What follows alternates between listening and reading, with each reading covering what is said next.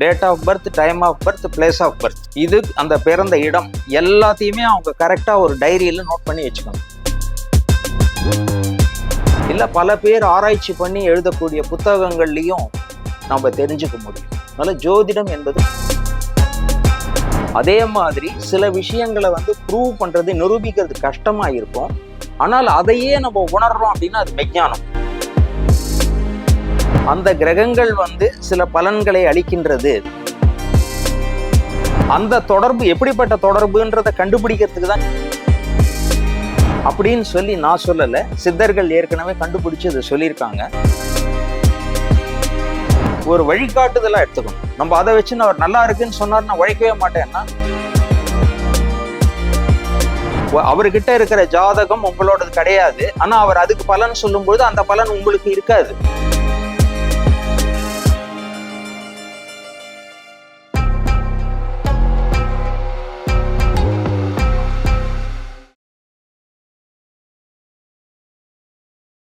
அனைவருக்கும் வணக்கம். ஆன்மீக அன்பர்கள் சேனல் பார்த்து கொண்டிருக்கும் நேர்கள் அனைவருக்கும் இன்னைக்கு நம்ம ஒரு ஜோதிடம் பற்றியான ஒரு விஷயந்தான் பார்க்க போகிறோம். ஜோதிடத்தில் உங்களுக்கு ஏதாவது சந்தேகங்கள் இருந்தால் இன்னைக்கு நம்ம ஒரு ஐயாவை சந்திக்க வந்திருக்கோம். ஐயா வணக்கம். ஆன்மீக அன்பர்களை பார்க்கக்கூடிய அன்பர்கள் அனைவருக்கும் எனது நமஸ்காரத்தை தெரிவித்துக் கொள்கிறேன். இந்த நாள் இனிய நாளாக அமைய இறைவனை பிரார்த்திக்கிறேன். ஜோதிடம் பொறுத்தவரை என்ன விஷயங்கள் அதில் சொல்லலாம் ஐயா மக்களுக்கு?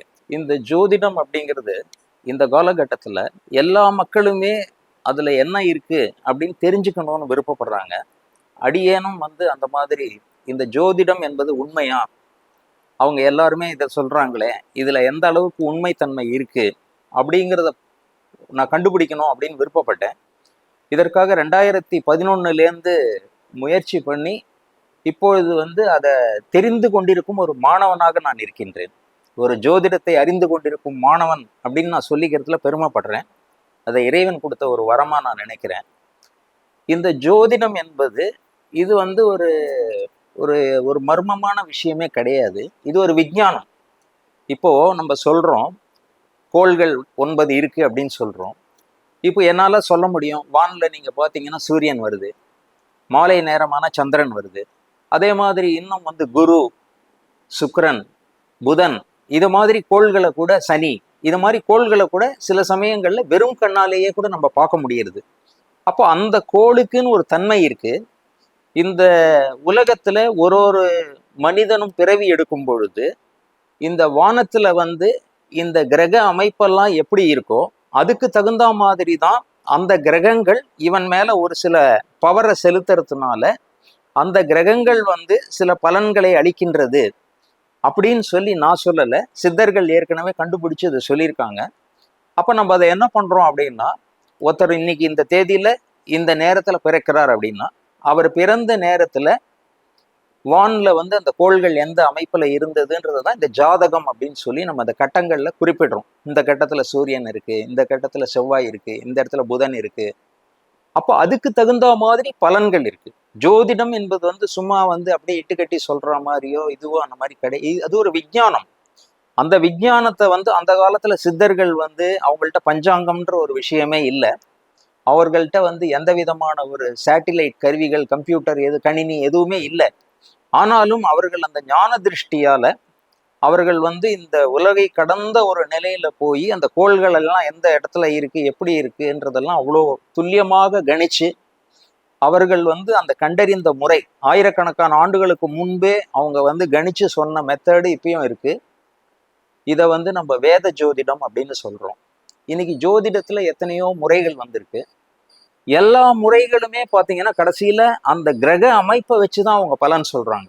யாருமே வந்து கிரகங்களே வேண்டாம் பலன் சொல்றேன்னு சொல்ற மாதிரி அப்படி சொல்ல முடியாது. ஏன்னா நமக்கும் அந்த கிரகங்களுக்கும் தொடர்பு இருக்கு, மனிதனுக்கும் அந்த கிரகங்களுக்கும் ஒரு தொடர்பு இருக்கு. அந்த தொடர்பு எப்படிப்பட்ட தொடர்புன்றதை கண்டுபிடிக்கிறதுக்கு தான் ஜாதகம். இந்த ஜாதகத்தை வச்சுதான் ஒருத்தர் வந்து என்ன மாதிரி பிறந்திருக்கார், அவருடைய வாழ்க்கையினுடைய வாய்ப்புகள் எப்படி இருக்கும், அவருடைய படிப்பு எப்படி இருக்கும். இப்போ எல்லாருமே வந்து படிப்புல சிறந்து விளங்குவாங்கன்னு சொல்ல முடியாது. அவர்களுக்கு வந்து இயற்கையிலேயே சில திறமை இருக்கும்.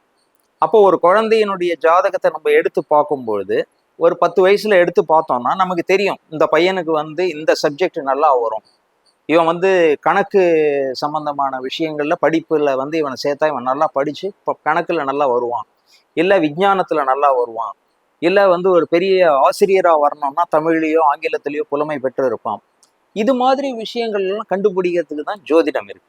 ஜோதிடத்துல வந்து சும்மா எதுவுமே இது கிடையாது, எல்லாமே உண்மை.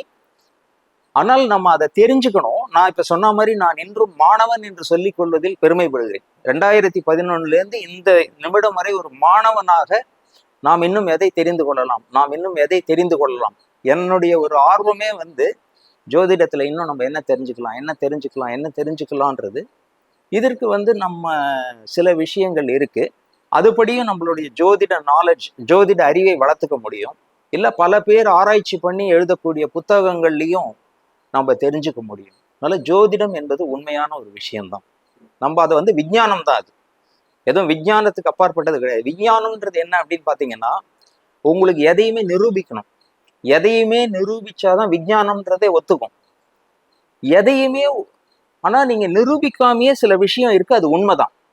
இப்ப நான் வந்து காற்று இல்லைன்னு சொல்ல முடியாது, ஆனா காற்றை வந்து என்னால உங்களுக்கு காட்ட முடியாது. இது பச்சை கலர்ல இருக்கா, சிவப்பு கலர்ல இருக்கா, நீல கலர்ல இருக்கா, என்னால காட்ட முடியாது. ஆனா காற்று இருக்குங்கிறது உண்மை. அதே மாதிரி சில விஷயங்களை வந்து ப்ரூவ் பண்றது நிரூபிக்கிறது கஷ்டமா இருக்கும். ஆனால் அதையே நம்ம உணர்றோம் அப்படின்னா அது மெஞ்ஞானம். அது மெஞ்ஞானம் சித்தர்கள்ட்ட இருந்தது. இப்போ நம்ம எல்லாம் மனிதர்கள், நம்ம என்ன கேட்குறோம் அப்படின்னா 2 2 4 அப்படின்னு சொன்னோம்னா எப்படி 2 2 4? அப்ப நீங்க 4 ஆப்பிள் எடுத்துட்டு வரணும். இந்த பாரு இது 1, இது 2, 2 ஆச்சா, இந்த 2ஓட இன்னொரு 2 ஆப்பிள் வைக்கிறேன்.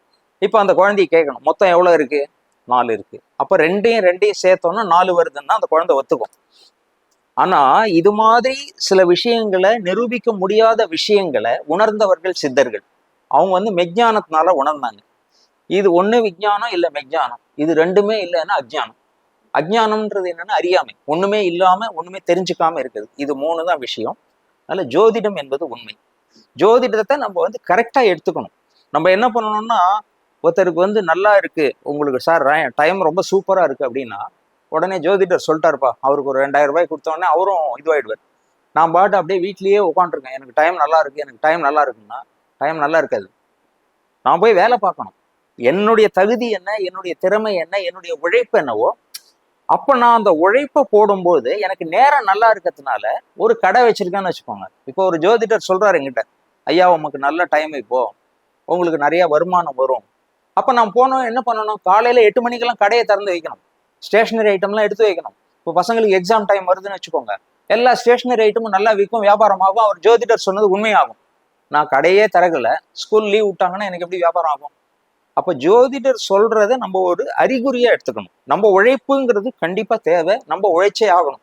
நம்ம உழைப்புல மேன்மேலும் போறதுக்கு இதை ஒரு சில விஷயங்கள்ல நமக்கு வந்து கைடன்ஸ், நமக்கு வழிகாட்டியா பயன்படும். இப்ப நீங்க ரொம்ப முதலீடு பண்ணாதீங்க, உங்களுக்கு வந்து லாக் ஆயிடும், நீங்க போட்ட பணம் வந்து கொஞ்சம் உடனடியா திருப்பி வராது. அப்ப என்ன பண்ணணும்னா உழைப்பு அதிகப்படுத்தணும்.